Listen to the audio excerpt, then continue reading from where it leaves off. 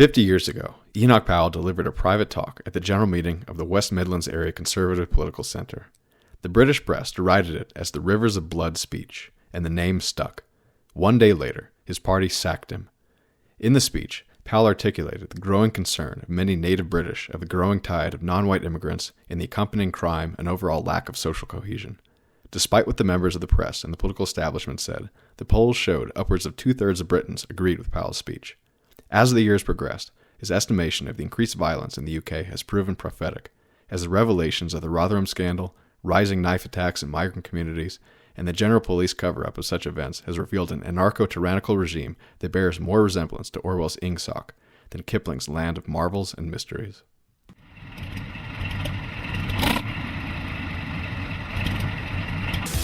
Well, I'm not a crook. I've earned everything I've got. Military-industrial complex.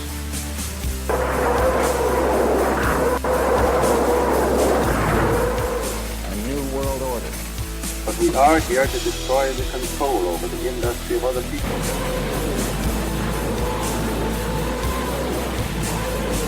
I did not trade arms for hostages. It's been time, dearly.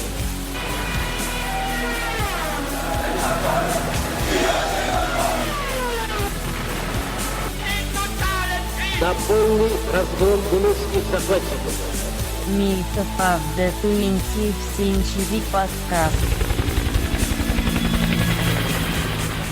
Hello and welcome to the Myth of the 20th Century. Today we are joined by a special guest, Thomas Finney, to talk about Enoch Powell, the great British parliamentarian who made the famous Rivers of Blood speech. I'm also joined by all of my co-hosts today, so let me just sound each of them off. Nick. Hey. Hans. Oh, wait. Hold up. I got donations to mention real quick. All right, Nick, go ahead.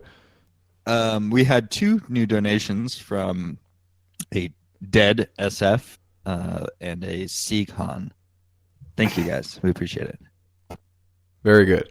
Yeah, and I don't actually know if we had mentioned this, but we've got a Bitcoin donation from the Bitcoin wallet, starting with the characters 1C, 3B, etc., since they're pretty long, so I'll just leave it at that. So let me continue with the introductions. So I think I left off with Hans. Hi. Alex. Hello. And last but not least, Hank. Hey, everyone. So Thomas, you're from the UK, and I think you've expatriated yourself from there. So perhaps you could tell us about why you did that and the current state of the UK a little bit, and why Enoch Powell is such an important figure to you. Thanks, Adam. Yes, I came over to escape the Rivers of Blood. No, not directly, but when my wife and I first had children, we decided that America was a better place to raise them than what the UK had become. She's an American citizen, so we made the move. Not one I regret, and not one that I would not return. So Powell speaks to me. I'm a Gen Xer, grew up in the 70s and 80s, and Powell, even 10 years after the speech, was still a cultural icon, especially to white British working class people. We were represented ostensibly by Mrs. Thatcher in the late 70s and early 80s. There is a sobriquet of something called Essex Man, which is an upwardly mobile but working class person. They refer to it now in snide British parlance as the white van man, the plumber or the carpenter who has a few shekels but has no breeding, as it were, and little education, but has money and tends to be socially conservative. That's my background. That's where I came from. And although Mrs. Thatcher was, our spokesperson, as it were, Enoch was always this great presence in the background, even though he had been marginalized terribly by the time I was really politically aware. His name, Enoch Powell, is, Enoch, just that one single word. Everyone knew what you meant. I recall watching a BBC comedy called Steptoe and Son, which was made into Sanford and Son in the US. They're white in the British version, and the father is singing Enoch's Dreaming of a White Christmas in the Christmas episode. I was always somewhat interested in that. I was very young and he's always been a character that I found fascinating. And the more I learned about him, the more fascinated I became, because I'd always assumed he was a member of the gentry, someone with breeding, with class, with money. And he absolutely wasn't. He was from lower middle class stock. And he is almost, we talk on the Chans and so forth about autists and so forth. He almost represented that in his early life. Someone who was just so driven to suck up knowledge and had such an incredible mind, but was somewhat socially awkward, to the fact that you see his contemporaries talk about someone who had next to no friends and next to no social life, but who was, an unbridled genius. And I don't say that lightly. It's a word that's used very lightly, but his academic achievement is almost, unparalleled. He had a professorship at the age of 25, and he's this incredibly bright man, socially awkward man. He gets to be within the Conservative Party's leadership. He was a spokesman on health and a junior Treasury minister for some time.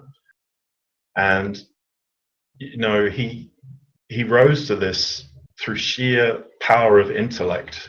And also, he was very much someone who would live and die with what he really believed. And that's such a rare thing in politics. And even 50 years ago, when he gave the famed Rivers of Blood speech, he did so because he felt it was the right thing to do, because his constituents had said, we are unhappy about the direction this country is going. And where we live, there are streets that are now all black, and we don't like it. And he felt that it was his duty, even though it would be frowned upon, to bring that up. And we can make a parallel in the speech President Trump gave when he was, became candidate Trump. They're not bringing their best. They're not sending their best. It was not as incendiary as what Powell said, but he was at least entertaining thoughts that so many people entertain every second of every day as they see their communities change. So I saw, I studied in London and lived there for quite some time, and it was, even in my lifetime, the change and the demographic shift was truly, it left you ill at ease. And the fact that you could not talk about it left you more ill at ease. And Enoch was that one light who just said, people don't like this and someone needs to say something. It cost him his political career. It cost him, it didn't cost him his life or his financial well-being, but that was the end of him as a serious political force. Well, he was sacked, as they say in the UK, I think a day after he made that speech. And however, the polls were indicating that the majority of the population agreed with him. And when you have such a stark contrast between the ruling class and the people, it begs the question, why was he sacked in a democracy when you're supposed to have people who represent the people? Do you have a theory as to why? A number of theories. If there had been an American system where you could run for president, independent of your party. In 1968 through to 1970, if Powell had stood, he would have won, absolutely no doubt whatsoever. There was, I think, 66% was the number given on polling who said Enoch was right. I think it was actually higher than that, and he represented something that. Why was that not taken up? Why did people not want to roll with it? You know, in the British context, I do not have an answer, a good, satisfactory answer. You see Mrs. Thatcher being interviewed around, in the 70s and 80s and around the time, and she cautioned Edward Heath, the Conservative leader, that he shouldn't sack Enoch. I think Mrs. Thatcher was actually very much on the same page as Enoch Powell, but she would not say so. Do you think the media was sort of like, in America at least today, in portraying that speech as being incendiary and awful and racist and whatever word and accusation they used at the time, more so than the actual population? Was there that media disconnect? And I also heard that Heath reacted to that, and that was what he was afraid of. It was that backlash from the sort of public. But the public is sort of in big air quotes, because the public is often prisoned through this very distorted media system. And I think that might have played a role, as it was with Trump, where they just portrayed him as this awful person, whereas if you actually asked most normal people, they would, under their breath, admit that they agreed with what he was saying. But they're afraid of what the backlash is from what they perceive to be the general public, even though the media is sort of portraying that in a different way than it actually is. Yeah, the Times, the so-called paper of record in the UK, was very damning of the speech, and very much appealed that this was an evil speech, I think was their exact words. Patrick Cosgrave's biography of Powell, he talks about the number of newspapers that were sympathetic, and it was two. But both of them were very high circulation, which is no longer exists. So you can say whatever you think about that. The fact that it doesn't exist was supportive of Powell. The only question it asked is, why did he do it now? And the reason he did it now was because a race relations bill was on its way through Parliament. But obviously the BBC, which is dives deeper and deeper into national disgrace every minute of the day, was strongly opposed. But do we want to go over the content of the speech at this point, or at any point soon? Yeah, I do. I'd like to read. Let me read the opening to it to start with. And Adam mentioned Trump.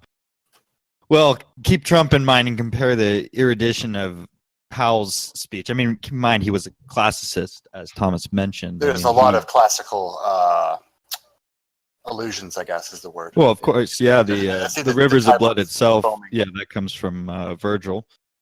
He had published and translated, I believe, over 30 books throughout his lifetime, including Herodotus and Thucydides, and I'm not sure if he did Virgil or not, but regardless, his speech begins as such. I'm not sure. Also, wanted to ask Thomas, is there a full recording of his speech anywhere?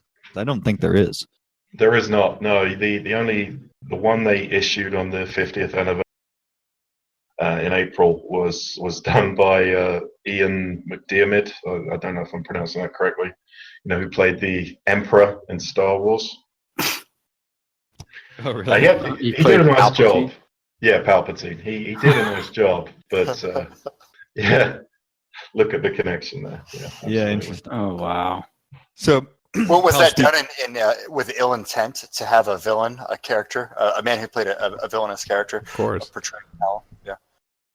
I can't help but come to that conclusion. I mean, I think Bain would have a good answer to So here we go. His speech begins. The supreme function of statesmanship is to provide against preventable evils. In seeking to do so, it encounters obstacles which are deeply rooted in human nature. One is that by the very order of things, such evils are not demonstrable until they have occurred. At each stage in their onset, there is room for doubt and for dispute whether they be real or imaginary. By the same token, they attract little attention in comparison with current troubles, which are both indisputable and pressing. Whence the besetting temptation of all politics to concern itself with the immediate present at the expense of the future. Above all, people are disposed to mistake predicting troubles for causing troubles, and even for desiring troubles. If only they love to think. If only people wouldn't talk about it, it probably wouldn't happen. Perhaps this habit goes back to the primitive belief that the word and the thing, the name and the object, are identical. At all events, the discussion of future grave, but with effort now, avoidable evils is the most unpopular and at the same time the most unnecessary occupation for the politician. Those who knowingly shirk it deserve, and not infrequently receive, the curses of those who come after. So he's pretty much demonstrating that politicians in Britain at the time were going against the underlying basis of the British state and why it existed. That's sort of what I'm getting. Very much so. It's also noteworthy that he is assuming so much of his audience to just keep up with what he's saying. That, it would be difficult for me to imagine even a British politician. And granted, I've never lived in the UK, but I have. We can see them on video and so on. I just couldn't imagine someone giving that speech today and not being taken as trying to show off how smart he is. Let's say it's just.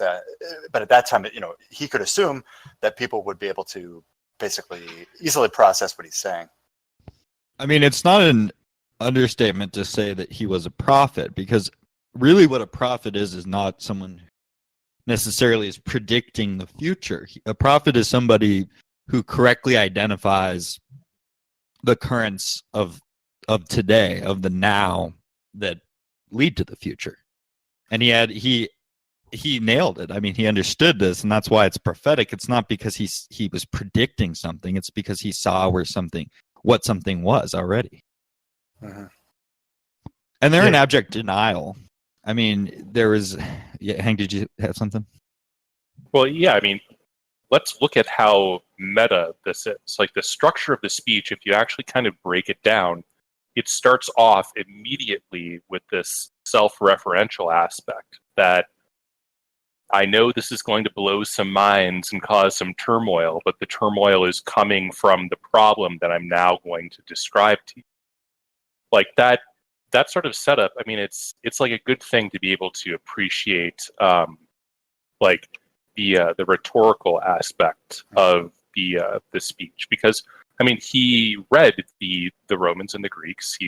That was his area of study, and that was sort of a primary fixation of theirs. Was like, how do you actually structure a argument to be convincing and to be sort of internally and externally valid? So I just find that immediately, like, it's as impressive as the construction of like the Gettysburg Address, where it frames the conflict in terms of this fight for liberty and this like proof of concept of like the Republican ideal. Like, framing his speech in terms of kind of this necessary grappling with this project, I think it is impressive. Absolutely. Sorry, Nick, go ahead. Well, I was gonna read the final bit, but I can save that for later. I was just going to mention that Margaret Thatcher, when asked about Powell, said he was, the finest parliamentarian that she had ever known. And really, the point Hank just made about how he builds his speeches up through reason and using, classical devices is one of the things she referred to. And, obviously the most well-known English parliamentary orator of recent times is Winston Churchill. who, had a few pithy sound bites about, my Germans, and to compare what he said to, the power and the prescience and of what Powell said is it's not even a comparison. It's the man, his classical education is something that always came out in what he said, and his incredible hunger and desire to read things correctly as a textual critic. It comes out in some of the way he speaks. Well, one thing, coming from an American perspective, one thing I think I've always been confused about, I think others are too, is how it is that, that the Negro is owed something in the UK. Because in America, you at least have the rationale of slavery. And Powell makes this point, actually, interestingly enough. He makes this point when he says, nothing is more misleading than the comparison between the Commonwealth immigrant in Britain and the American Negro. The Negro population of the United States, which was already in existence before the United States became a nation, started literally as slaves and were given the franchise and other rights of citizenship, to exercise of which they have only gradually and still incompletely, sorry. The Commonwealth immigrant came to Britain as a full citizen, to a country which knows no discrimination between one citizen and another, and he entered instantly into the possession of the rights of every citizen, from the vote to free treatment under the National Health Service. Whatever drawbacks attended the immigrants, and they were drawbacks which did not and do not make admission into Britain by hook or by crook appear less than desirable, arose from the law or from public policy or from administration, but from those personal circumstances and accidents which cause and always will cause the fortunes and experiences of one man to be different from another's. Yeah, the initial wave of non-white migration into Great Britain in the 50s, or late 40s, I think it really started. There was initially the argument that, British men of working age had been reduced significantly by the impact of 2 world wars, and that there were literally jobs needed doing that white men wouldn't do. So, was this for real? Yeah. I mean, I've heard this same argument used to explain the migrant crisis in Europe today from people who are from France and from other countries. And I'm like, this is so dumbfounding to me.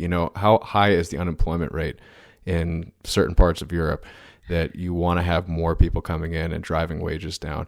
And all I can say is that they're the mouthpieces for the bankers. I don't know how it was in the 50s in Britain, but I've heard that argument so many times, and I've come to be very suspicious of it.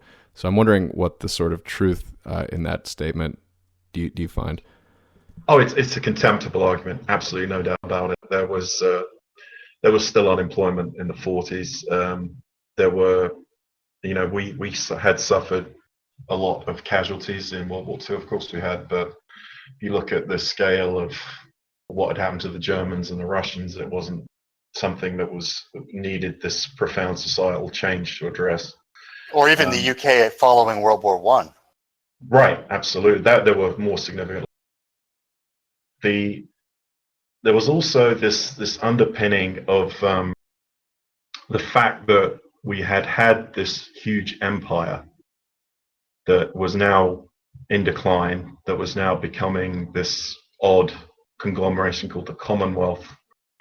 And the white guilt, we'd gone from the white man's burden to the white man's guilt, that we had done all these awful things to, Africa and Asia. You guys touched on this last week with the Africa show, that we owed these people something that had previously been our imperial subjects, and that they were now entitled to, as Commonwealth citizens, to come to Britain. That was being pushed. In 1945, immediately after World War II, when the Labour Party won with almost landslide victory. They came in promising, homes fit for heroes. It was a very heady brew of, we're going to make it better. We've fought hard. We need some good times. But there was the they had the thought of social transformation. It was beginning. Would you agree that is analogous in terms of propaganda that might be used in the United States to explain why we need 10 million Mexicans coming here? Because they use this sort of argument in America where it's like, well, we're a nation of immigrants, therefore you need to give other people the same opportunity that your ancestors had. And I can hear the same thing being used in the UK in this case, but simply as propaganda to justify the actual political motivations of, let's say, the Labour Party or the Democratic Party of the United States. And also, I would also say it could explain some of the motivations of the ruling classes, of even the Tories or the Conservatives, in that they want to maintain this global system where they've lost the actual empire, but in a sort of different way, this Commonwealth might be a mechanism for maintaining British influence. But the only way they can do that without explicit physical force is through this cultural immersion where these two, or more than two, these multiple nations are kind of blended together. And I think that's partly what the American empire is based upon. And I'm wondering if the British were pursuing a similar strategy of basically multiculturalism, whereby the culture then becomes the empire. And it's not an explicit empire, but it's sort of an implicit one. Absolutely. That's you couldn't have said it more accurately. There's a famous conversation between Thatcher and Powell in the wake of the Falklands, where Thatcher talks about that we fight for our values, this exportation of values that we hear so much from, neocons. And Powell said, if this country were communist, I would still fight for it. And she said, oh, Enoch. And he said, no, we don't fight for values. We fight for our clay, is essentially what he said. And that idea of our clay, our land, our racial, historical connection with this land, I think he was the last mainstream politician to say anything of that type without, and that he didn't believe in this, export of values. I mean, he was very much like, I really don't care about what happens overseas. It really is absurd. I mean, I've actually read articles where they'll sort of compare the United States to China and say, well, the United States runs a massive trade deficit in physical goods with China, but America is a cultural exporting superpower. I'm like, who the fuck pays for television shows? They have a massive state apparatus devoted to keeping American culture off of their computers.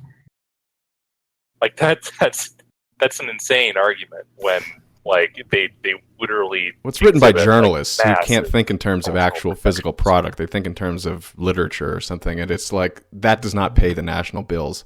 I'm sorry, you need to pay for all this machinery you're importing because we're going to go broke. Culture, the whole exporting culture, soft power. I mean, what it is it's a euphemism for the way that America practices imperialism and neocolonialism, as we talked about last week. It's really the subversion. Like when America exports culture, what they mean is we convert your ruling elites to a America-friendly sort of cultural expression. Exactly. We take your elite, we strip mine them, we send them to Harvard. They come back, they got a lot of crazy ideas, and they start ruling your society in a way that's compatible with the American neoliberal project. That's exactly correct. Right. And Powell mentions, back to the point I was making earlier, because I'm still curious about this. I mean, he comments a couple of things that people had said to him when he talks about a working man who says very memorably that in 15 or 20 years' time, the black man will have the whip hand over the white man. And then he also describes the sufferings of this widow who is being harassed by immigrants, and The children who call her racialist. yes, exactly. So he says she is becoming afraid to go out. Windows are broken. She finds excreta pushed through her letterbox. When she goes to the shop, she is followed by children, charming, wide grinning pickaninnies. They cannot speak English, but one word they know, racialist, they chant. When the new race relations bill is passed, this woman is convinced she will go to prison. And is she so wrong? I begin to wonder. I mean, there's a couple race of things relations bill is this? Is this the one in '68 where you can't? I think it's made illegal or racial or religious discrimination, housing, employment, or public services. Is that? Yeah, that's the one. Yes. And so obviously, she was not wrong. Powell's not wrong. I mean, there are Englishmen and women who are in prison today because of he maybe got the perpetrator wrong. It turned out to be the Pakistani man who had the whip hand more than the African. Well, it's interesting because where Powell was a member of Parliament, Wolverhampton, it's part of England known as the Black Country and has been for some time prior to non-white immigration. But the demographics of the Midlands, it is very much what we refer to in the UK as Asian population. That is the vast majority. And I think when he talks about that wonderful word pickaninnies that you don't hear from anyone except your grandparents these days, is I think he is referring to Pakistanis. And I would believe in Wolverhampton, my guess, but Birmingham, which is the major city close to Wolverhampton, has a significant Negro population. But when you think of ethnic minorities, ethnic majorities in the UK, the Pakistani Muslim issue is obviously foremost now, and there's a similarity when you look at demographics in the US. The blacks are very loud in their protests, and they're loud by nature. Yeah, obviously, but well, I've encountered in my life little pickaninnies who know the word "das racist," and they're walking about with their mothers and talking about how something is racist. Can we little ones? Can we discuss? They're child soldiers. They've been armed by the multicultural police. Maybe Thomas can help us discuss this. How did blacks get into England in the 20th century? How I kind of have a rough idea of British immigration history post World War II, but maybe you can explain how did this occur and why did the English suddenly allow people from the West Indies and the Caribbean to show up in London and in Birmingham and other places? You'll hear of something called the Windrush generation, there was a boat called the Windrush that came into England, I think in the late 40s, from the West Indies, from the old British colonies of Jamaica, Barbados, etc., Trinidad. And these were meant to be guest workers. That was the idea.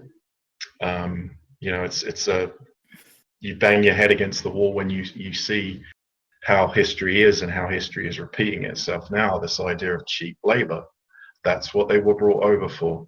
In London, they worked very much in the transport area. They were driving buses and driving tube trains, and that is how the majority of them came in the first wave. They came from the West Indies as invited workers.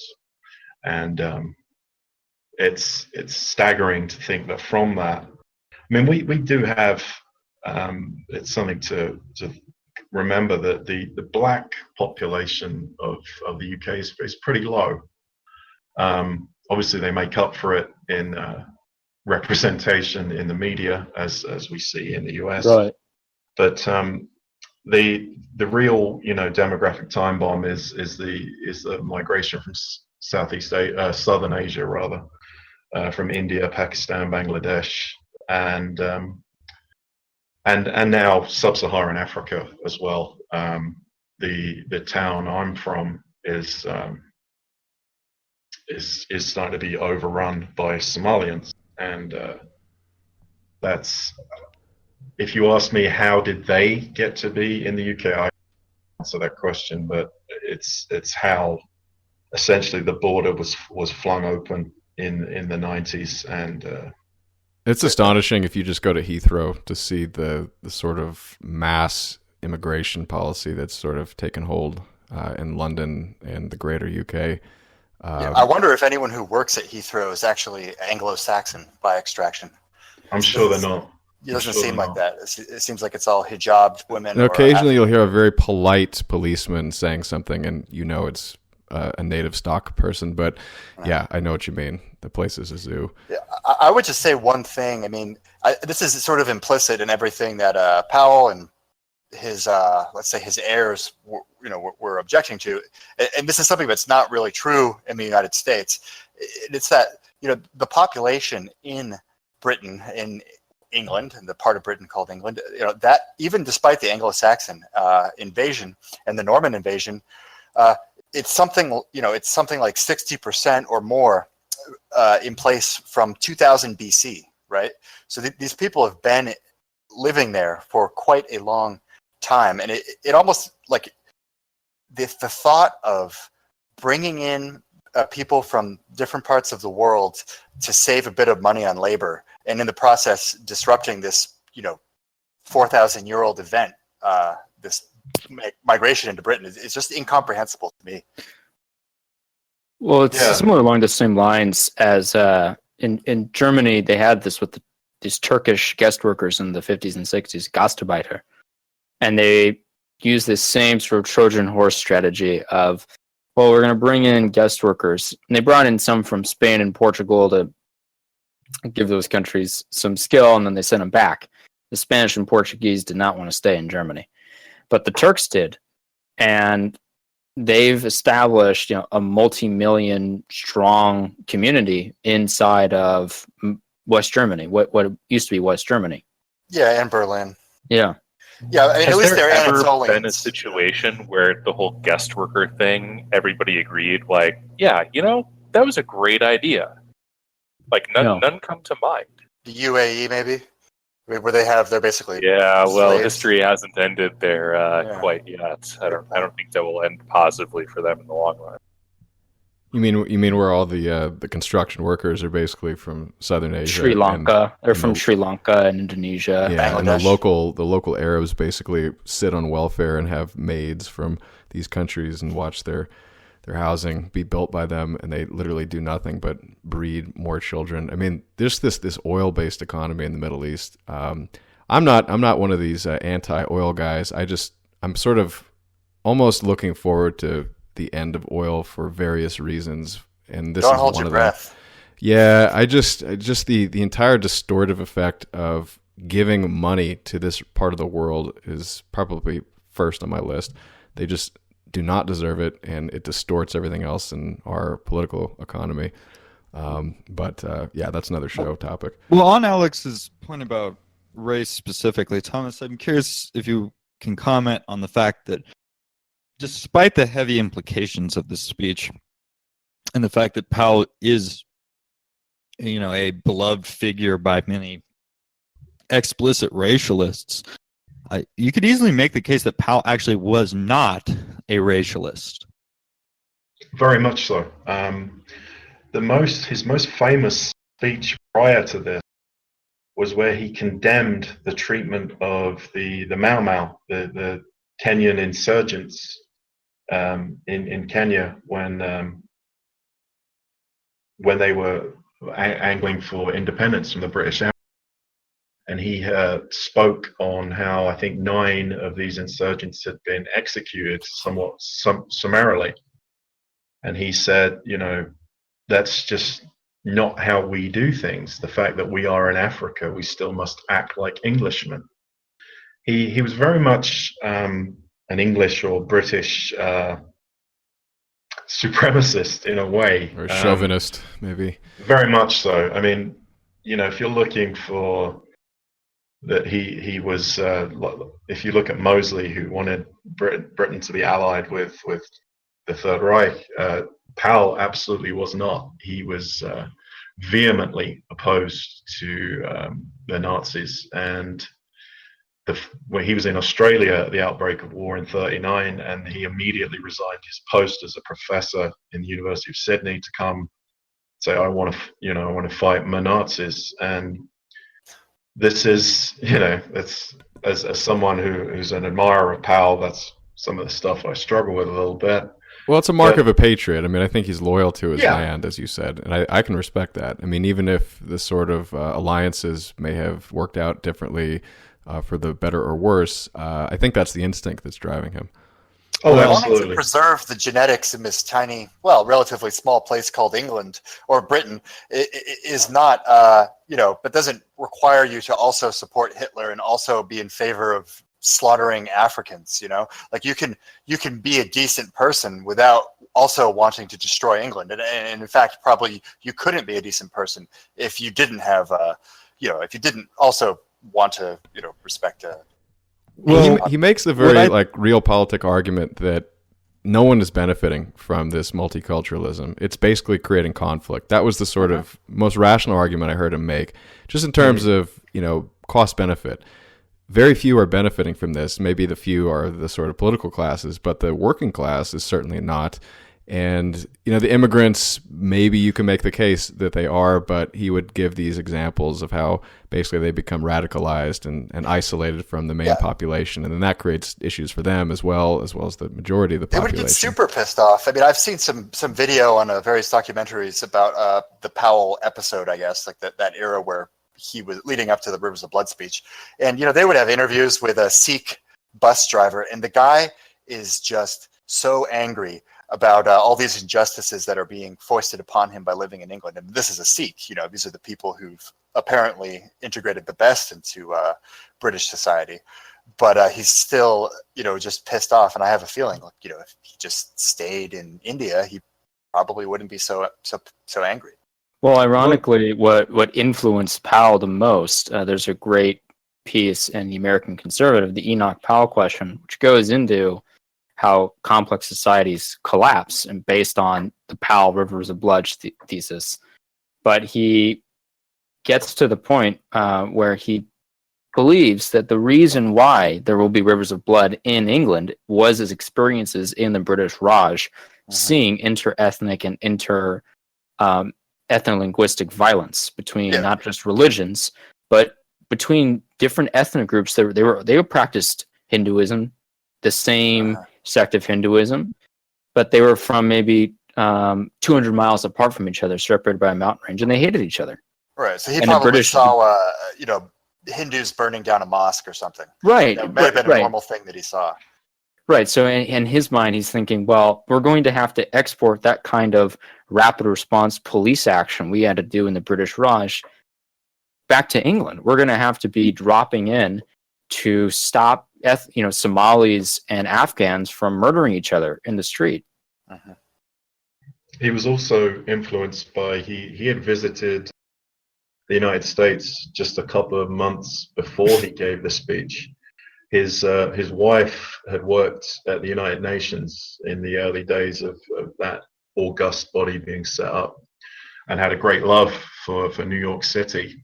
And she was greatly distressed by what she saw in the new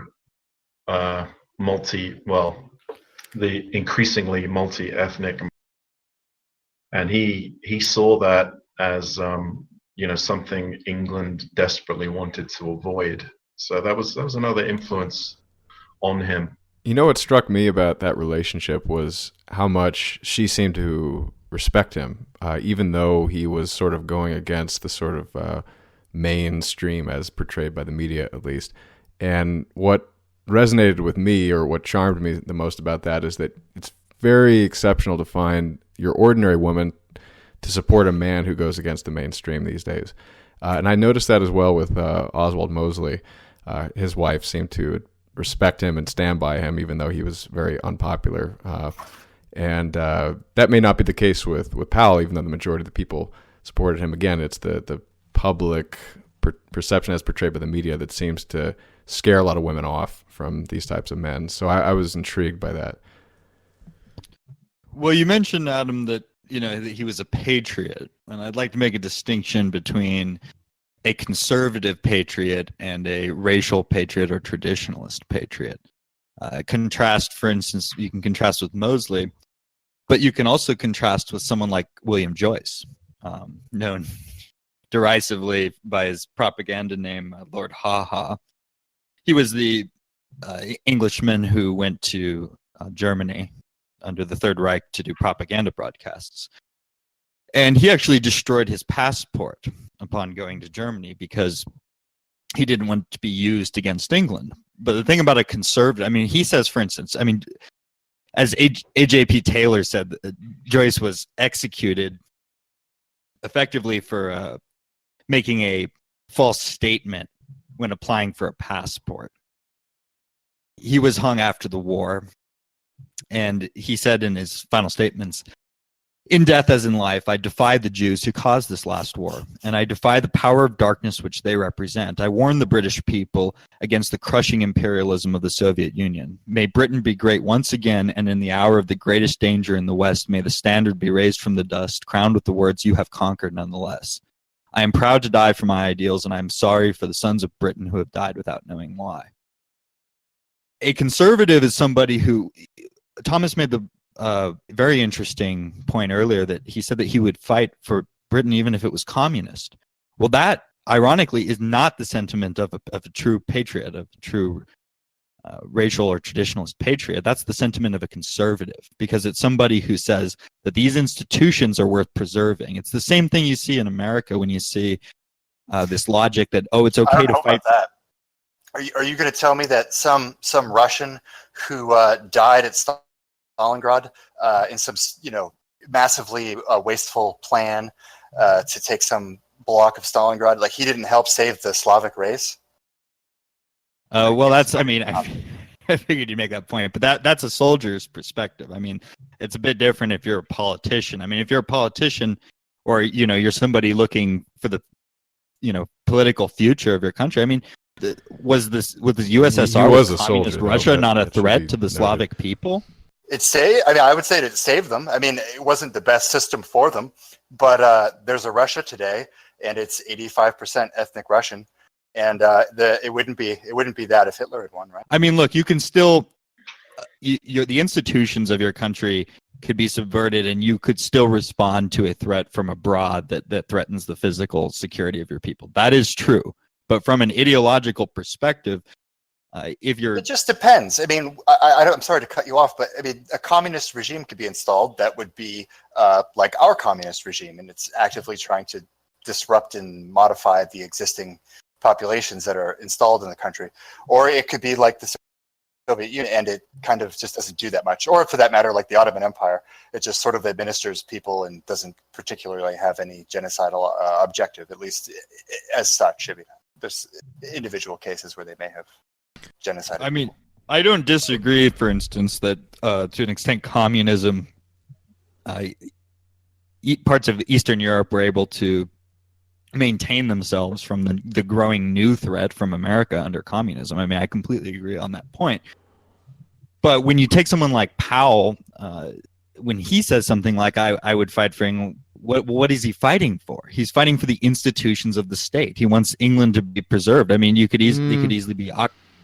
I agree that you make a good point that there's a sort of difference in the type of patriot and somebody who wants to preserve institutions versus the race. But I don't think those are the only two things that you might be fighting for. I would say he's more of a defender of the sort of history or the culture. Whatever it may be. It doesn't have to be those two things. But I think it's a good point to sort of distinguish between those two possibilities.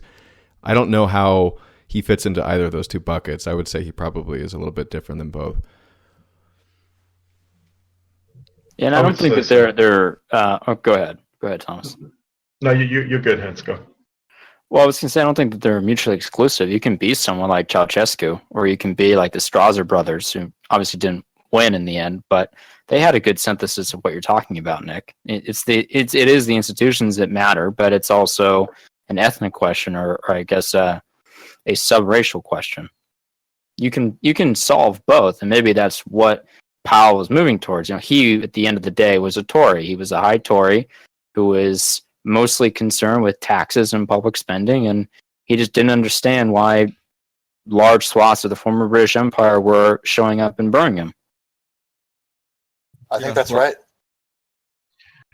I think it's interesting. His motivation is I really don't see much of a racialist, nationalist bent to his thinking. One of the points he makes at the beginning of the Blood speech is that it is his duty as a member of Parliament to convey the feelings of his constituents. And I mean, that would seem patently obvious, but how many, other than wealthy donors, how many modern British and US politicians actually do that? It's arguable, and I don't think it is the case that this wasn't really a great concern for Powell, but he saw that the people he represented felt passionately about it. So who were his supporters? I think I heard that it was like meat packers initially. Dock workers. And that was the most vocal proponent of that song or something that was being sung. But his supporters were the legacy of the English guilds and trade organizations, who became labor unions that had sided with the British Labour Party and had sided traditionally with British left-wing politicians, or kind of localist center-left politicians, Liberal Democrats or the Labour Party. The people who didn't vote for Churchill after the war. Right. These were people that were tired of the empire. They were tired of fighting. I just want to work at the dock. I want to have a nice family. I want good food. That's it. So the Labour Party promises those things. Now, as Thomas is saying, they had very, very strange ulterior motives, mostly to replace the people that put them in. Uh-huh. But those are the people that ended up supporting Powell. Like, there's all the great footage from all these documentaries of, like, London dock workers. Like, what we have here is 2,000 signatures saying everyone who signed here supports Enoch Powell. Well, they're voting their interest. I mean, it's basically the analogy in America is the sort of Reagan Democrats. It's the people who are sort of being threatened by offshoring, outsourcing, immigration, cheap labor. And I think it's just very logical for them to sort of see that this mass immigration is not to their benefit. And it's the same thing happened with Trump. I mean, a lot of the people who were in the Rust Belt supported him, even though they had previously voted Democratic. It's just, again, it's like the notion that people are going to vote against their obvious interest is sort of absurd. And how this propaganda worked its way into our minds is really astonishing, because it really isn't to our benefit to have all these people coming in. And how we were convinced that it's sort of our duty to self-flagellate is astonishing. I mean, it's an incredible propaganda coup by the people who wanted this to happen. I don't think anyone really understands quite why it was that, in 1935, this would have sounded insane to people, I think, in England. And then in 1955, it's, well, I don't know if we can really criticize this. Yeah, there's some ways of explaining that. I think we all understand. But I think it's interesting that Powell's prognostications, Nick referred to him as a prophet, and he is no doubt right, but that he underestimated the scale of what would happen. And that's what I find interesting. Interesting and absolutely appalling at the same time. That entire generation did. I mean, it's just no absurd. one predicted Pakistani rape gangs in like 1400, young British girls raped and sold into sex slavery. Yeah, like tens of thousands, more likely. Right. I don't know who said it, but it's a famous clip that's played in sort of these like very gloomy documentaries about the fall of Fall of the West. I mean, Granville Thorndike, I think, used the clip, but basically it's this British fellow who talked about, if we Brits who fought in the Second World War knew that this was what was going to be the result of us going to the continent, we wouldn't have gone 40 yards up that beach. That's David Irving. Okay. Yeah, that was David Irving. Yeah, exactly.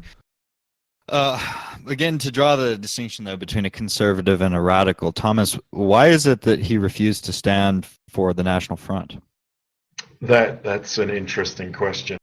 One he never satisfactorily answered, because he talked about how he would be politically marginalized. He already was. He also had this sense of loyalty to, because as in the 70s he became a member of Parliament for the constituency in Northern Ireland, and he very much took up the Ulster Unionist cause. So there was, but I can't help but think that he didn't have the energy or the English for it. He wasn't as motivated by the struggle to. That's not a very satisfactory word, but I can't think of anything better. That the National Front had. They were, from the word go, they were pilloried as Nazis, as the absolutely unacceptable face of the right, and then they were succeeded by the British National Party under Nick Griffin, who went exactly the same way, and they desperately needed that voice of respectability that Powell would have brought. I mean, I know Nick Griffin not well, but I know him, and I think he's a very honest and a very well-meaning individual, but he is not a good speaker. He is not a charismatic man. That the English, what we would have referred to as far right, has always that because it has been so marginalized. And Powell he had that opportunity in the 70s to really change that, and he didn't take it. And I don't have a good reason other than that I really think that his heart wasn't in it. Well, there's also the conservative inclination to not want anything to do with a radical fascist party. Yeah, absolutely. Yeah. It would have been political suicide, or not political suicide. Let's say legacy. His legacy would have been ruined. Like, I think he still has some. I mean, he's not someone who's totally demonized in every, in 95% of corners in England today. But if he had become in some marginal, irrelevant fascist party, he wouldn't have won. He wouldn't have done anything, and two, everyone would hate him today, basically. Well, I think we were talking about Nigel Farage before the call, and I sort of see a parallel with him and Enoch Powell in that they really were sort of shut out by the sort of political system, and they may have been more effective as just sort of public commentators, and they may not have had the sort of ability to operate in party politics as well, and so it just wasn't playing to their strengths. So I don't necessarily blame the individual. Does, isn't it? Yeah, I mean, he has like a talk show or a podcast or something. Yeah. But Powell ultimately didn't do anything. I mean, he was quite accomplished as a speaker, and that's what's so memorable. He's quite accomplished as a scholar, but ultimately as a politician, following his famous speech, he didn't do anything. But what could he have done is my point. I mean, what could he? Well, I guess he could have given tried. more legitimacy to the National Front. That's one thing he could have done. Yeah, it's a possibility. Yeah. But speaking of his legacy that's already besmirched, the man who... This is, I mean, all these, what is with The Guardian? And they write these extremely short, low-effort articles. But the guy there's no money in paying journalists. You got to crank it out. I mean, like... What did Hank say? They're trying to view Max. They want that little banner, please help support the Grony ad on the bottom of as many pages as possible. Yeah, the please give us your money is like almost as long as this article. So they're also sort of notorious for hiring every thought with who wants to be a journalist and having them crank out content. Well, Nick, are you referring to the article where the black doctor or professor says he had lunch with Enoch Powell? No, I haven't seen that one. Because that's in the referring- Guardian, and it's it's one of the most patently untrue and sorry, but it's I thought that was where you're going. It's ridiculous. Well, no, I was going to read this because I think it's a good jumping off point to talk about his legacy and his role as this boogeyman to the system in England. It's especially interesting to me because this was written by one of his inferiors who actually was the last person to interview him. And so here he is sort of grandstanding on his death and legacy, basically spitting on his grave. His name is Matthew Diancona. I don't know. He's typical. Like a West African Bantu name? No, he's just no. He's just the soy.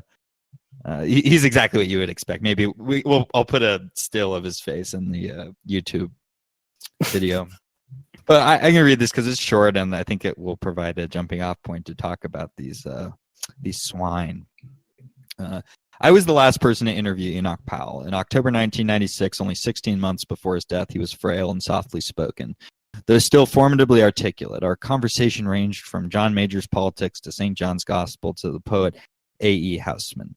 But what most exercised him was Europe. I have lived into an age in which my ideas are now part of a common intuition, part of a common fashion, he said. It has been a great experience, having given up so much to find that there is now this range of opinion in all classes that an agreement with the EEC is totally incompatible with normal parliamentary government. Why was this so? The nation has returned to haunt us. 20 years later, in the Brexit referendum, his mystical claim was made all too real. In later exchange, Powell insisted that he had never delivered a speech on race, only immigration. But this was a distinction without a difference, as was made admirably clear in Amal Rajan's excellent Radio 4 program on Saturday, marking the 50th anniversary of Powell's infamous Rivers of Blood speech. Hearing the text reread in its entirety, broken up into sections and interspersed with critical analysis, it's like the annotated Mein Kampf. I was forced Let me tell you why what you just heard that seems to make sense but is actually bad. Exactly. I was forcefully struck by how bad it was. And he's referring to his speech. This little swarmy piece of shit is referring to his, objectively. Rajab's analysis was much better than the speech itself. Just read the commentary, skip the speech, you'll be fine. He might as well say the same thing of Virgil itself. It's like, but for all its artful rhetoric and sonorous phrases, it relied to an appalling extent upon dubious anecdotage, ludicrous assertions. White Britons would become, quote, strangers in their own country. Yeah, ludicrous. And most disgracefully, a leap from an argument about specific legislative proposals to a totally unsupported prophecy of bloodshed and immolation. God. Yet it is idle to deny the speech's significance at this time and in the intervening half century. History, properly practiced, requires a constant readiness to remember infamy with as much clarity as progress. To shirk this task is to reduce it to a heritage industry, a gallery of approved nostalgia. The present should be a safe space sealed off and insulated from the past. Indeed, it is precisely when our sense of history falters that populism and autocracy flourish. As David Andress argues in his recent book, Cultural Dementia, societies are most vulnerable to injustice and bigotry. This is painful.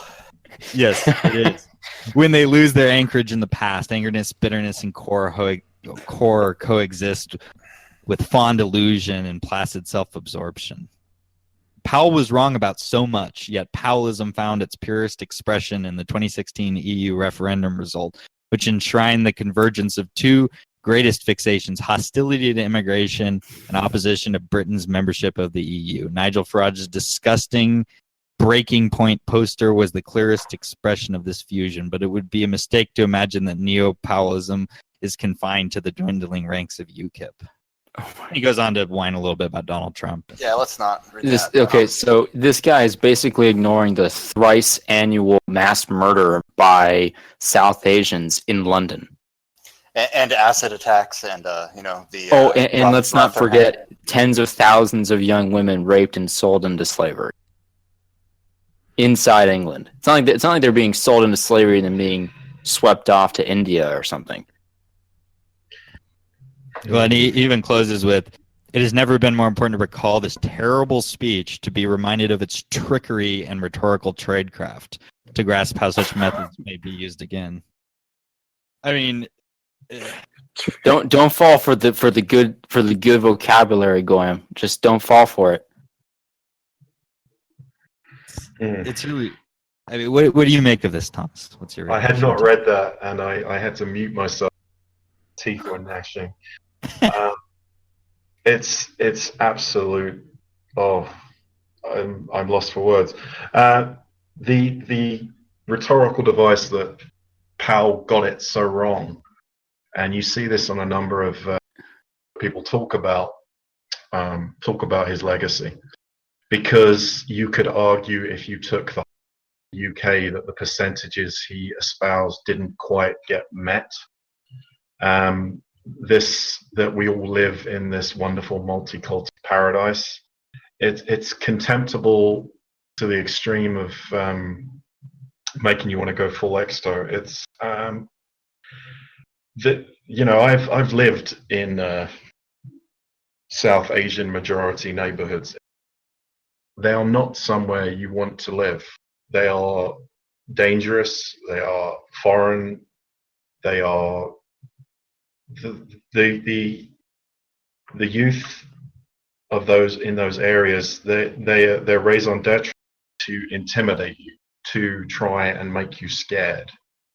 It's a similar dynamic that we see in the hood in the United States. Where is Tommy Robinson from? Before you jump down my throat, Nick, about him and his Zionism, I'm aware, but I think it's an apropos moment to discuss him, because I think he's from a working class neighborhood. I don't know if it's in the Midlands, but I know him as I know Nick Griffin. Peripheral, call him a friend, or he's an acquaintance. I know him. He's from Luton, which is in the south of England. Okay. It's to quote President Trump, it's a shithole. It's a newer conurbation in England, and is one of the key locations of South Asian migration. Tommy came up through. They have a soccer team in Luton Town, and they have one of the noted hooligan elements called the MIGs. Tommy was peripherally involved in that, and with his concept for the EDL, the English Defence League, was a sound one, in that he saw the kind of street protest potential of the English soccer hooligan.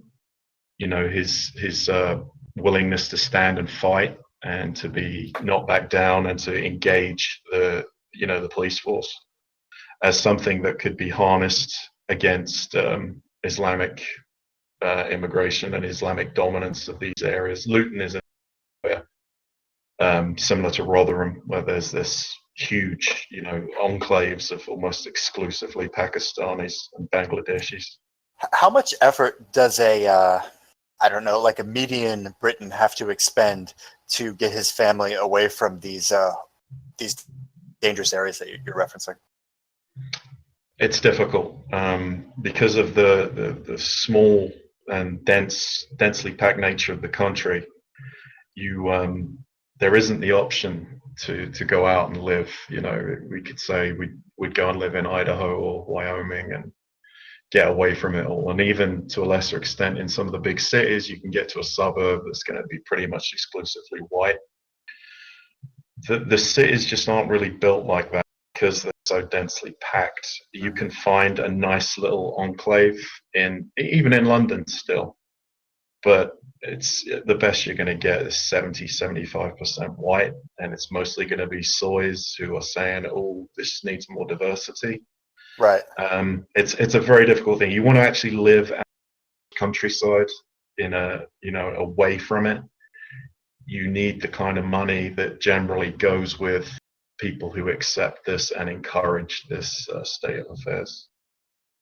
I wanted to talk maybe a little bit more about Tommy, but before that, I wanted to point out something out of this garbage article that it goes beyond this garbage article, which is he makes the accusation that he says it's a ludicrous assertion that white Britons would become strangers in their own country, yet then draws this parallel to Brexit. Well, is that how is it possible that you have all this support? I mean, he says that the reason for Brexit is some kind of, xenophobia or nativism, what have you. Well, the support for it is indicative of people being unsatisfied with the multiracial project. So how do you square those two things? I mean, it's very low effort. No, it's an unreconcilable difference. The fact there was no real overt racist messaging, I felt, in Brexit. They referenced this poster that UKIP used of a surge of immigrants coming in. That's as far as it went, and that caused absolute outrage in the respected opinion. But it was just a general dissatisfaction. I think it was what was expressed, because there is no alternative.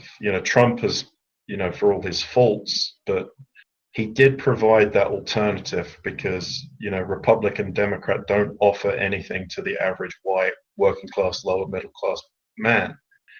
And the Brexit vote gave us that, gave us one thing we could vote on where we, fuck this does not work, and we don't like it.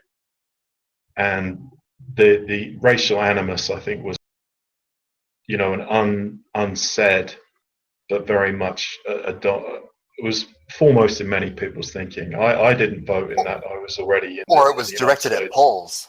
Yeah, perhaps. There was also that unfortunate aside to it, but I think that was the dog whistle, though. I don't think they.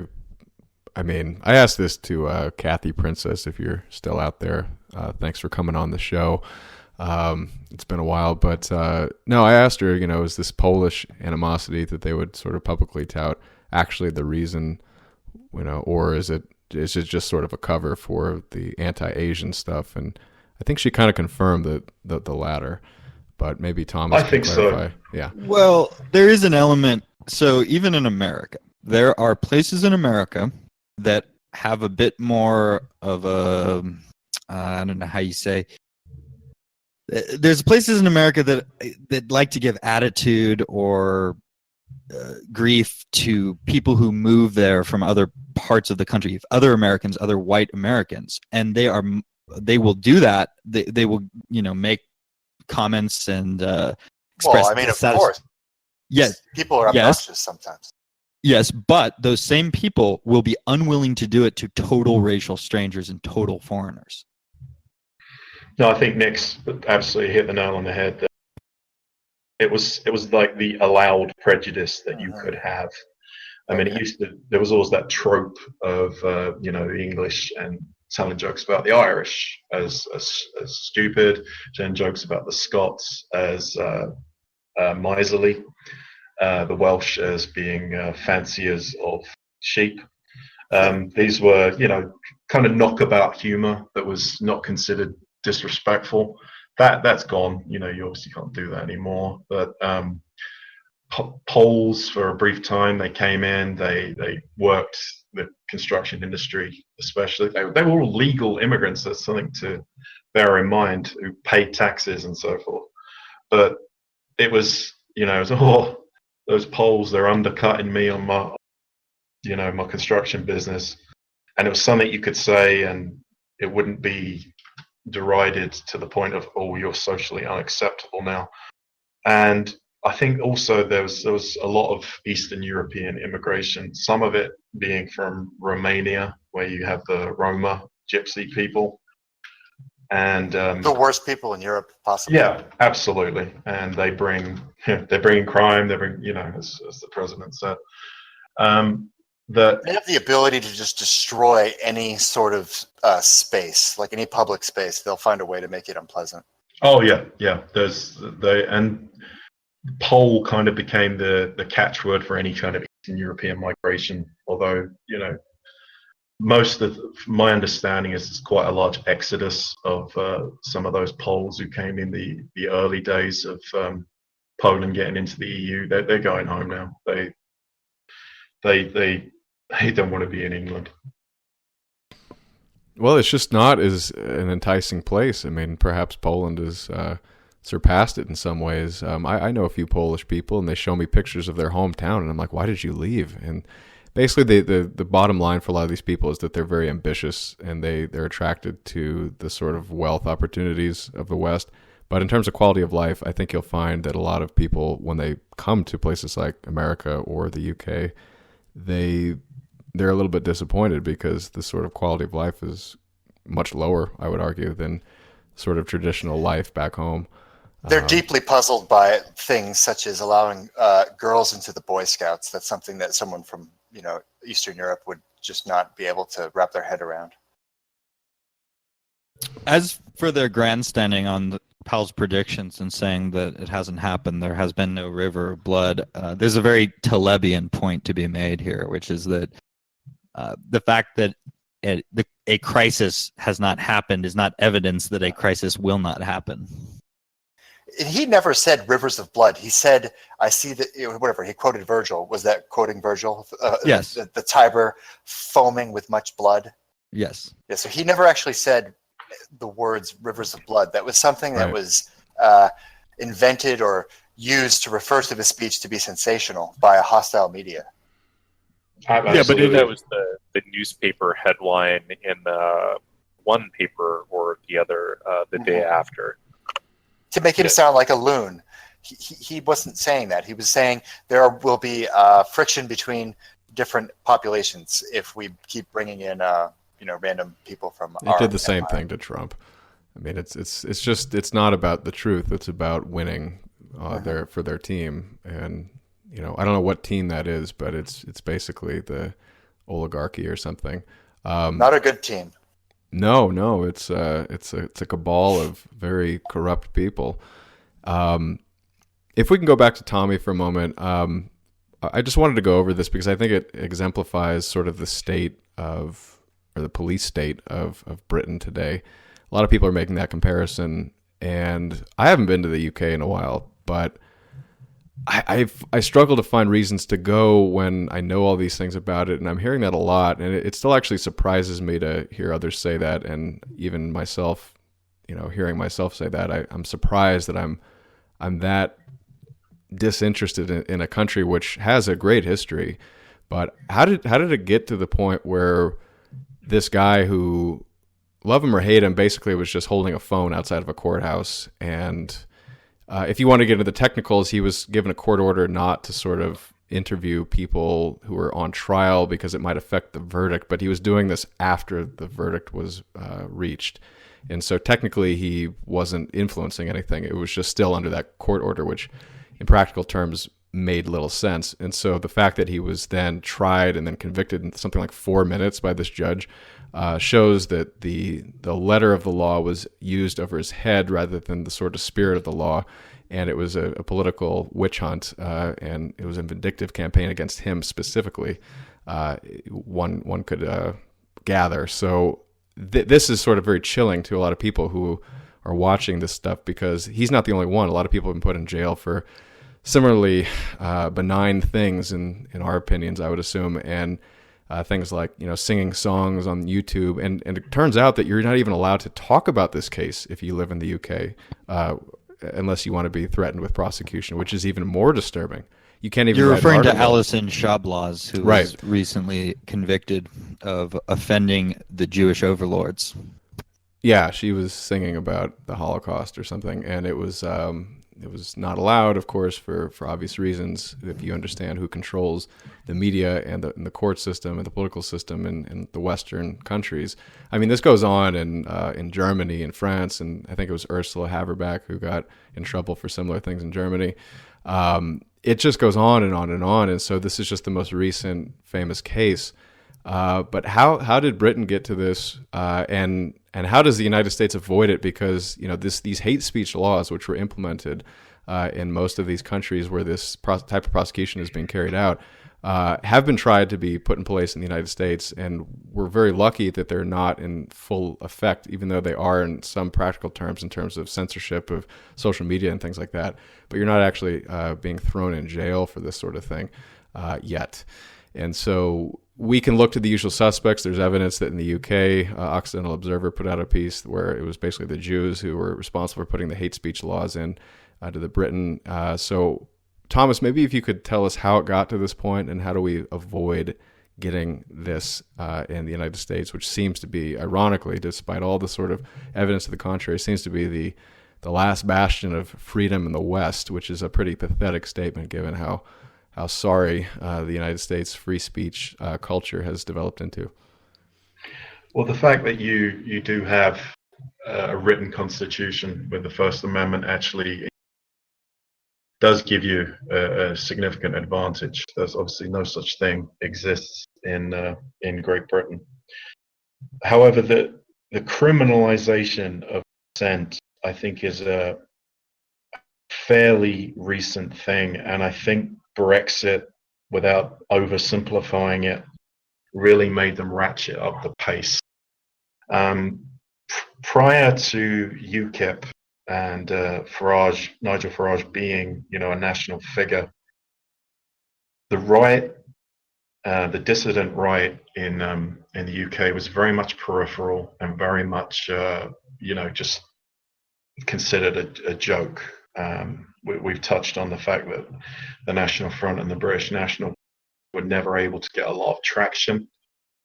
They had some small electoral wins in local elections in East London. The British National Party did, but they were always considered fringe. And Nick Griffin, the leader of the BNP, was invited onto Question Time, which was basically a hit job. I think he did okay, actually. You can check that out on YouTube. I think it's still up there. But everyone went after him. All the other panelists, whether they be Labour or Conservative, went after him like mercilessly. And so it was still considered very much a fringe thing. And the fact that, if you actually asked people in secret their attitude towards non-white immigration was, get that 50-50 split, I think. But Brexit gave it a respectable air again.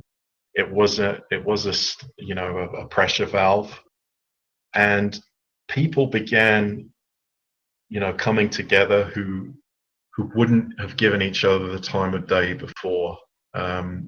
We've talked about Tommy Robinson and his pro-Zionist leanings. The BNP was generally an anti-Zionist party, although that wasn't universal. But the way that Tommy got people out in the streets for the English Defence League was, it speaks very highly of his ability as an organizer. And I would not, whatever I think of some of his other positions, he did a good job. It became just more visible. People were more willing to say, we don't like this. The fact that Brexit won and showed that there were enough people who, if push came to shove, would not go with the party line, the uniparty line, I think really scared some people. The same way Trump winning the election has scared people, and we see this social accelerationism. So without a constitution holding them in check, I really just think that Brexit is something that's enabled people by statute and by regulation to really crack down on free speech, and there's nothing constitutional to stop them. Yeah, whatever happened to Brexit? I mean, as soon as Theresa May was appointed, I became very suspicious of what was happening, because she seemed to be mouthing this sort of lukewarm, even anti-Brexit positions that were the people who were against the Brexit, and they seemed to be. She was coming from the party that was ostensibly for Brexit, and so it's been almost 2 years or more.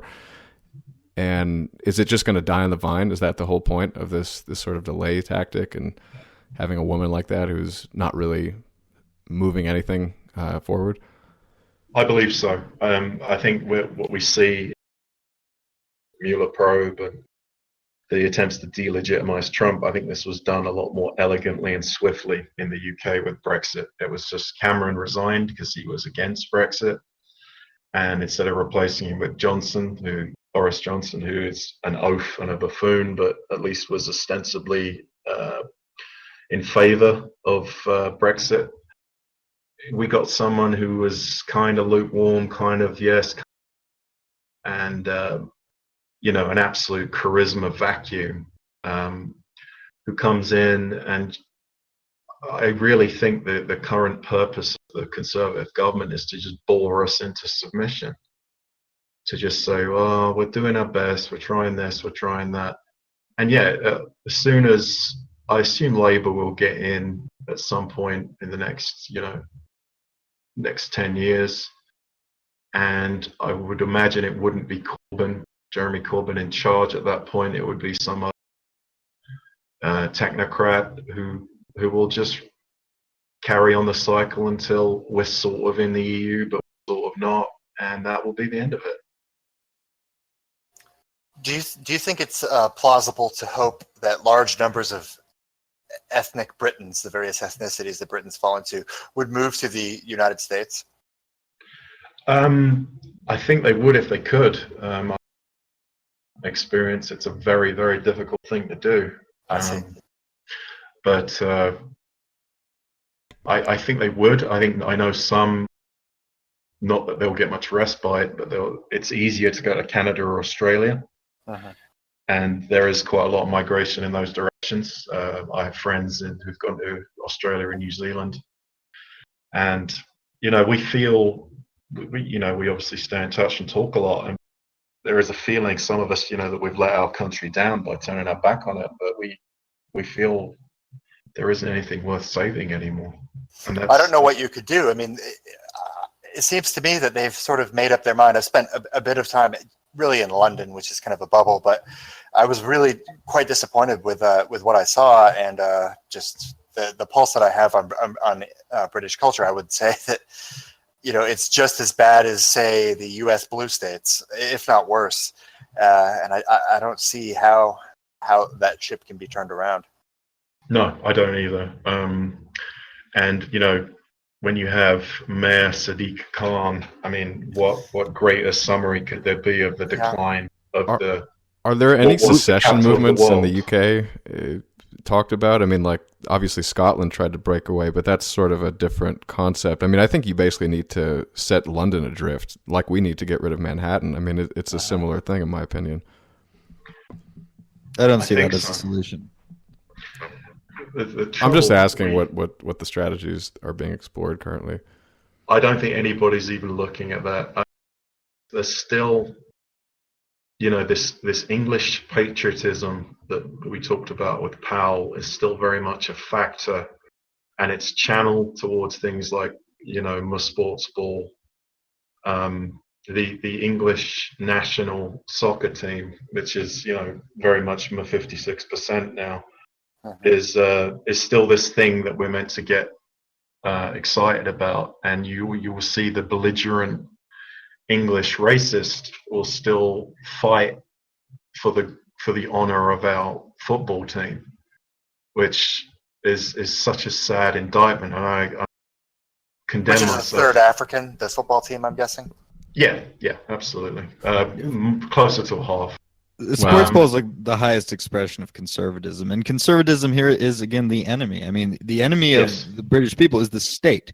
I mean, as bad as it is that you have these packies running around, the enemy that is going to keep them there and to persecute people who have a problem with this is the state. And you have to, any attachment to these institutions is an obstacle to victory. And I was also curious, as far as the immigrating to the United States, and I asked this seriously, would it be any easier if they claim to be converts to Islam or Judaism or homosexuals or anything like that? I would imagine so. My paper was white Anglo-Saxon Protestant, that really didn't help me very much. That won't help you. Well, No. my fantasy is that we could somehow we would be able to filter the British and the French population and move them into key states in the U.S. so that they could vote for basically kind of lukewarm Trumpist candidates, just to kind of keep the wheels on this thing a little bit longer. But maybe that's a lot. Well, I just want to say, practically speaking, it's not easy to move to a foreign country, even if you do speak the language like Thomas does. I mean, you got to find employment, you got to find a local network. It's hard, and the advantage that these recent waves of migrants have is that they have just the numbers. I mean, they're going in such huge quantities that they can find communities ready-made for them wherever they go, and with the help of our stupid government. And, they have nothing to lose either. Right. It's all up, for them. I mean, their standard of living will instantly rise. But for someone who's coming from a developed country, it's like you're sort of stuck with this, like, well, my quality of life or my standard of living at least may very well go down. So how do I convince myself, let alone my spouse? I mean, it's hard. I think if you're at least middle class in the UK, but you may still actually have a higher standard of living than a typical American, actually. I would not be shocked if someone wanted to make that case. I know in terms of... Sorry, go ahead. I know I have a higher standard of living here than I did in the UK, and I do comparable work. So. Okay. Yeah. Well, maybe you could offer some practical advice then to people who may want to do what you did, but who feel hesitant. What were the steps that you took to accomplish that increase in standard of living for yourself?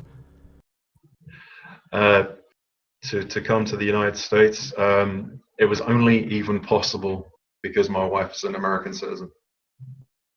Without that, it wouldn't have been possible. The spouse visa? Yeah. Yeah.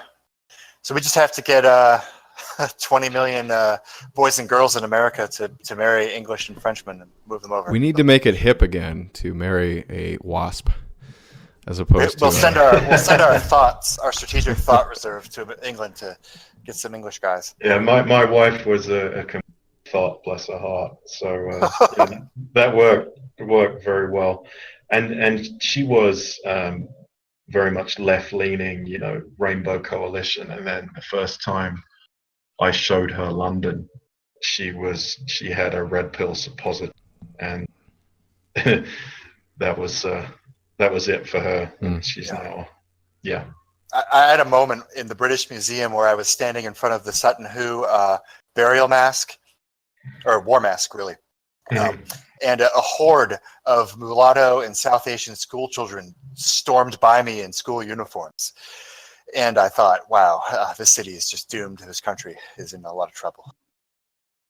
It's interesting. I went to a fairly old school, and I recall that we had, prayer and hymns were sung in assembly at the beginning of the day, and you had the option to, if you weren't Christian or you didn't want to hear that you could stand outside. This was a school of about 1,000 all boys, and I remember there were 6 kids who stood outside, and I think 4 of them were Jews, and there were 2 Pakistanis. And I saw a recent picture of that school, which is still, a very well-respected establishment, and it's about half and half now. I mean, I'm sure I believe they don't have prayer and such awful things anymore in British schools, but that is not in a big city. That's a smaller city in the south of England, and that's what's happening there. You look at London, the white faces are nowhere to be seen. Mm-hmm.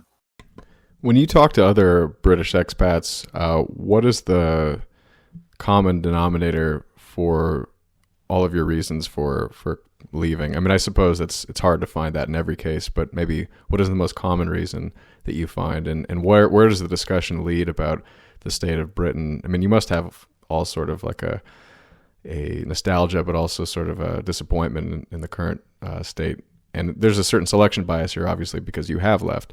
But I'm curious what the current mood of the expats is, and if you actually have any influence even over your home country. We talk about the increase in our standard of living. It seems to be a universal thing.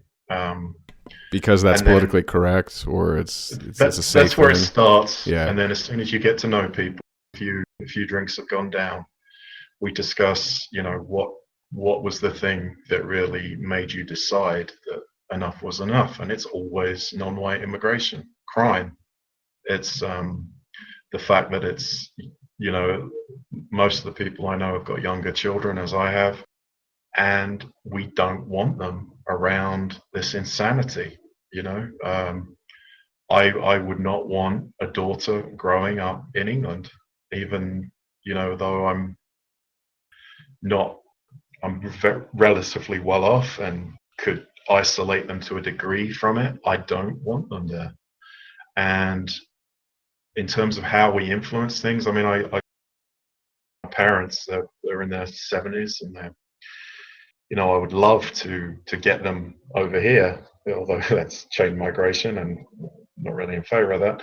But and they're just despondent now. They're like, I'm just waiting to die because this is so awful. Like my father was always a shameless racist and anti-Semite, God bless him, and still is. And but where he was angry, as I recall, it's now this like desperation, this just hopelessness. They said, well, why vote? Why do anything? No one cares. No one's going to do what Powell did, although, as Nick rightly said, he achieved nothing. But at least he had the balls to stand up and say... Well, the fact that we're talking about him means he achieved something. It wasn't True. Political in the sort of traditional sense, but we are giving an entire episode to this guy. So yeah, it's clear. Yeah, absolutely. Well, I've definitely tuned out of politics in America. However, one thing that would interest me is I'd like to see if the right, so to speak, if the American, I always hesitate to call it the right, but if it could put some energy into basically trolling the Anglosphere and trolling Western Europe in general, like pushing, for instance, for sanctions against the English dictatorship, etc. That would give me a lot of satisfaction. That's basically what Trump is doing, right? Yeah, but more explicit, like demand the freeing of political prisoners or that kind of stuff. The end of mandatory rape gangs, etc. Mm-hmm. Right. I mean, that was the way we were leaning so-called rogue nations as the United States. In the 80s or up to now, the human rights. What about the human rights of white British people, of white French, of white Swedish, for goodness sake? What are we going to do to exert our influence on them? But the fact that our government in the United States can't defend its own white people, I don't really see it's going to be a force for defending whites in Europe. What are your thoughts? Go ahead, Nick. Well, I was just going to say, I definitely would encourage, on an individual basis, if people can get to America, I mean, where they can, at least arm themselves, that's good on an individual basis. But I don't think the salvation of Europe is going to come from America. I mean, what I just said prior is just wishful thinking, and I would get deep belly laughs out of it. But other than that, Europe needs to save itself. I mean, they need to put the political class on the gallows and, remove these people. In that spirit, I was going to ask Thomas about his thoughts, because he mentioned Sweden, on some of the nationalistic parties or groups. There may not even be political, but metapolitical groups arising. Obviously, the political group that comes to mind is the Swedish Democrats, but I'm also looking at this this tweet from Tolerant Fellow about the UN is concerned about level of racism in Sweden, and the picture shows the Nordfront .sa, which is the Swedish TLD, and the the uniforms are basically they're sort of very fascistic looking. I don't know what representative percentage of the population they have, but there seems to be more of this in Scandinavia, and perhaps it's because of the sort of extremes that this sort of immigration has gotten to in those countries where the rapes are off the charts and there's fire bombings and no-go zones, which seem to be, despite the Bedford and Rotherham cases in the UK, seem to be even worse than that. So I'm wondering, is that some glimmer of hope or a sign forward, or what can be learned from that? And in the case of the UK especially, what do you think, Thomas? I think the real glimmer of hope comes slightly further in Italy, where they have been able to elect a government that is quite vocally nationalist, civic nationalist, sure, but is anti-immigration, is anti-EU. That's a bigger hope for me, because we have this optics debate and how we should go about changing things. I think the Italian model of a conglomeration of just a slightly apolitical movement like the Five Star, and then the League of the North being a more explicitly right-wing anti-immigrant model. That's how it could be done, is that the two movements, which instead of sniping each other and saying you're not taking as far as you need to, just looking at from a real politics sense of we must acquire power. Without it, nothing is going to happen. And that's where in England that the chance of that, or the UK, was if UKIP could have become an actual feasible political party beyond the Brexit vote, and then perhaps got some dissidents from the Conservatives and from Labour, and managed to get the EDL and the BNP and everyone to coalesce into a loose coalition. With Sweden, the Swedish Democrats, they're occupying that kind of territory of Sivnat, and I don't have a huge faith in them, but at least they're making some noises that are encouraging. But the Nordfront people, they would be the first to say, "Oh, we don't want anything to do with that."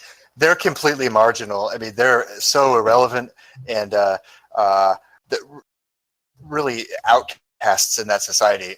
Basically, anything that they touch will turn to shit. Right. Oh, yeah. I mean, I of course disagree with Alex on that, and I mean he's right that they're marginal. Well, it's just a fact that if you look at survey data, or say you spend some time in Sweden and talk to a broad range of people who live there, that they are the most progressive people, most left-wing people in this basic liberalism direction in a multidimensional space. Like, they're the highest people in the world. They're the last people in the world who are going to accept like fascist parties. That is around. true. I just guarantee you, Swedes would rather have their country ruined than give those people any sort of endorsement. However, during the Second World War, they were a lot more supportive. I mean, the founder of IKEA is famously, an ex-Hitler Youth member. So I think it's a cultural trend that has changed from their past. They won't succeed under present conditions. They carve the blood eagle upon people, but that's not who's living there now.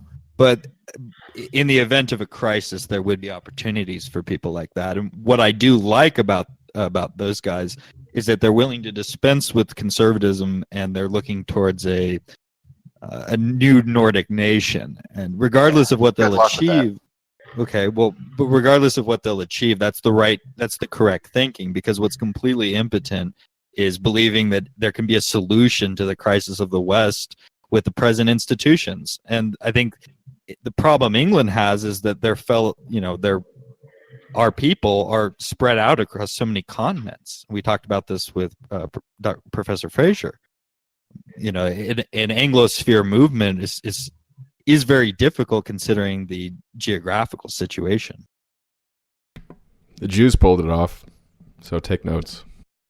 The music you're listening to, Timothy, is German music, and we're fighting the Germans. That's something you're going to have to work out later on. I have just come on an errand from the cabinet room for Mr. Disraeli.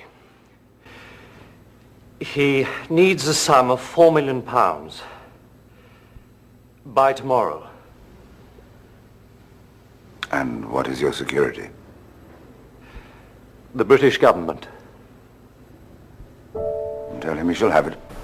If you grant us our wishes, then we will act on your behalf in the United States. And remember, Mr. Churchill, he writes in this letter, remember, we are the only powerful, unified bloc in the United States which solidly backs the British cause in this war. We did it in the last war, and we can do it again. All of you will be damned.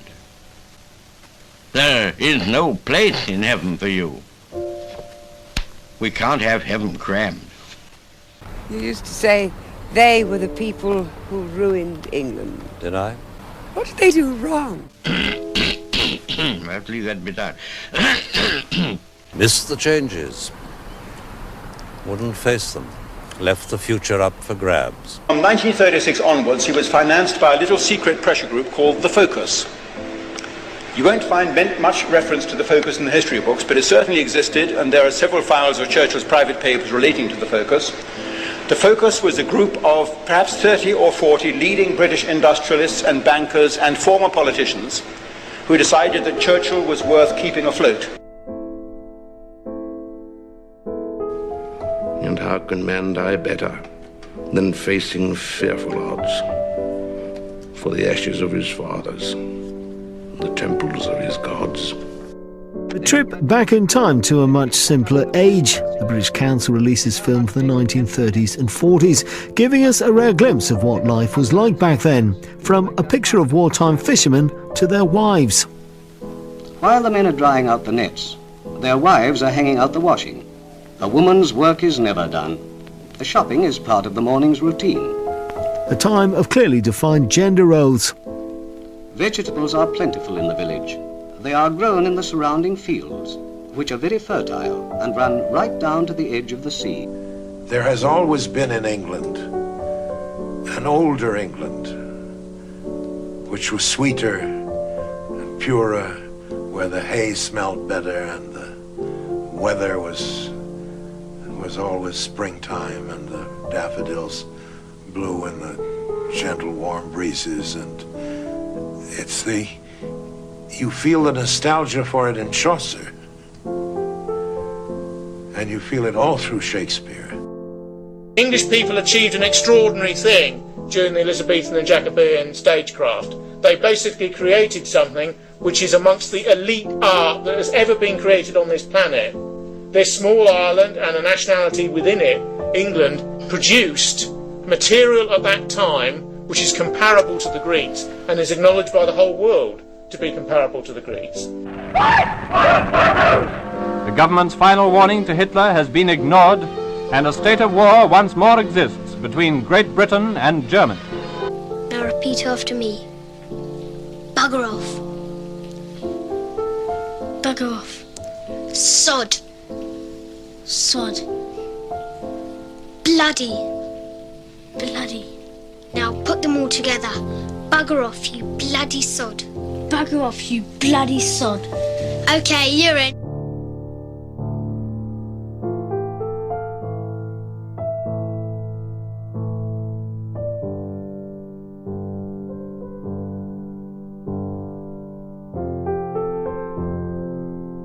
Until the mid-50s, I still had hopes, lingering loyalty to what we represented. Self-delusion, of course. We were already America's streetwalkers. The reason why the Americans always wanted the British in the European community was because they would represent, they thought, the ideas of free trade and free markets, which would mean that the community would never be closed to American goods and American capital and so on. It is childish nonsense to say that a British government rules Britain.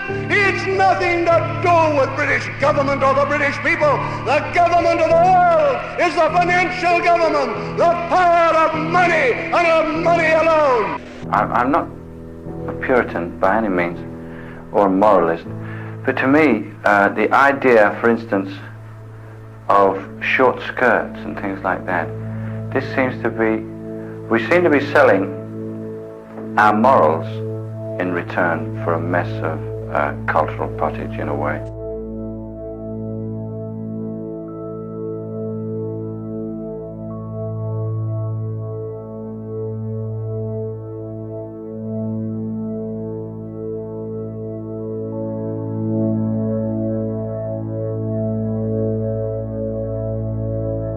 What greatness had not floated on the ebb of that river into the mystery of an unknown earth, the dreams of men, the seed of commonwealths, the germs of empires. The elite has gone global and sees itself as part of a global elite, and the traditional brokers of power, from your university lecturer to your senior businessman to your senior lawyer and so on, always seem to be on the side of giving the line away.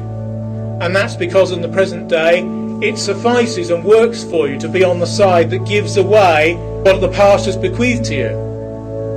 Mass immigration into Britain began with the Nationality Act in 1948, which was passed by the Attlee government. And Attlee, who was the then Labour Prime Minister, in a landslide victory that Labour won immediately after the Second World War, said that if the races of the world are mixed together, there will be no more war. Became Member of Parliament for Lewisham in 1959, and that had been an area in which there had been big West Indian immigration. One part of Lewisham, I remember, Ladywell, really seemed to change in the matter of a few years from being overwhelmingly white to being predominantly black. The way in which a familiar street, suddenly looked totally alien was, for lots of people, just utterly confusing. In an era of globalization, of political interdependence, where the world is ever more swiftly opening up, and the cliché about a global community becomes an economic, political, often social reality. The forces shaping this world at this moment are so strong, and they all tend in one direction. This was a deliberate policy to transform the country, and you meant it to be so. We must be mad, literally mad, as a nation, to be permitting the annual inflow of some 50,000 dependents who are, for the most part, the material of the future growth of the immigrant-descended population. Britain has a multiracial and multicultural society. In my opinion, UK is more multicultural. There's a mix of, it's not just British people, there's other cultures like Filipino people, Indians, Pakistanis, etc. And in our country, it's just mainly consisting of our own people. Britain is turning into a color-coded society, with the UK's whites and ethnic minorities choosing to live apart. That's according to a new study that warns of comfort zone segregation, which could lead to division and hostility between the communities. So, do you feel that you are British? I identify myself as a Muslim. If I was born in a stable, I'm not going to be a horse. If I was born in Nazi Germany, I'm not going to be a Nazi. I mean, this is just an island I was born in. And the experiment goes something like this. We as white people will set aside all of our in-group preferences, all of our tribalistic in-group preferences, to facilitate a multicultural group. Which means we are going to put principles above tribalism. We are not going to have any in-group preferences. In fact, the pendulum has swung so far the other way that whites now, in fact, have an anti-in-group preference, in that they will vote for somebody who's not white in order to prove that they're not racist or not bigoted or to get on the multicult train. Political correctness works when minorities aggregate together in a vanguard way. It doesn't work when majorities fall and stagger into minority status and then look around for allies now that they are themselves a minority, because these things are not about fairness and equity. They're about who can set the standard and the tone for the cultural domination of a civic space.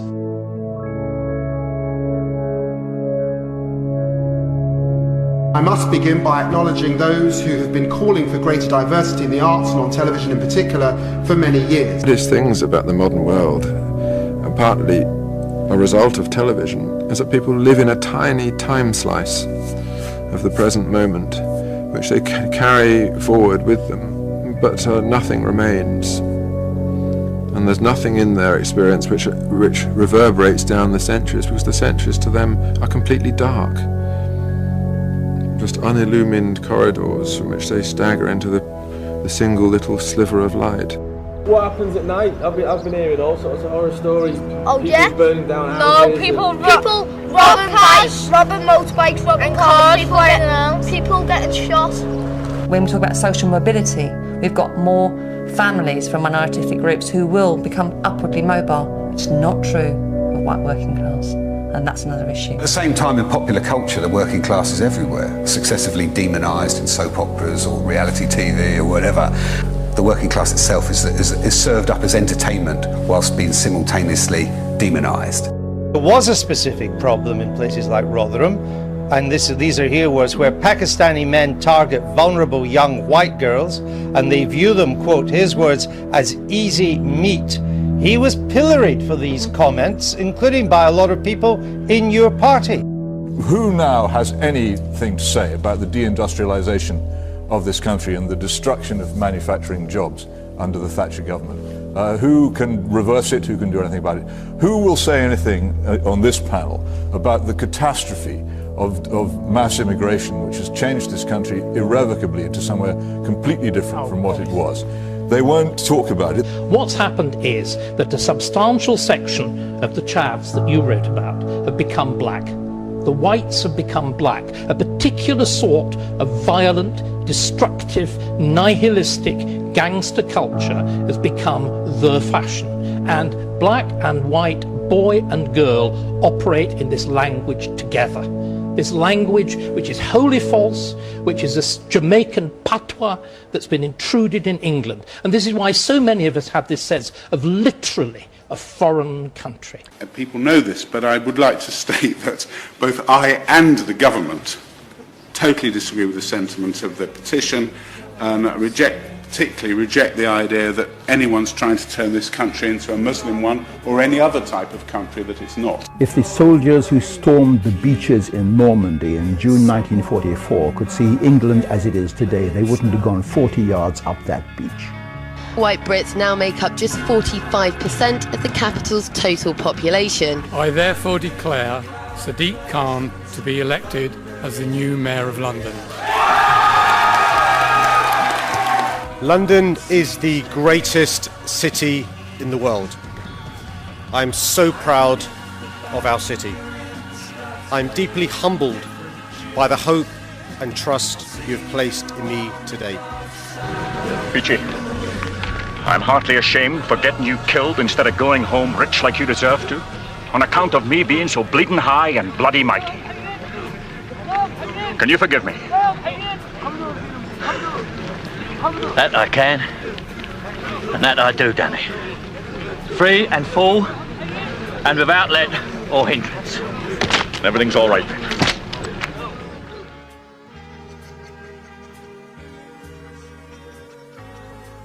First, will I question with you about hell. Tell me, where is this place that men call hell? Under the heavens. Aye, but whereabouts? Within the bowels of these elements, where we are tortured and remain forever. Hell hath no limits, nor is circumscribed in one self-place.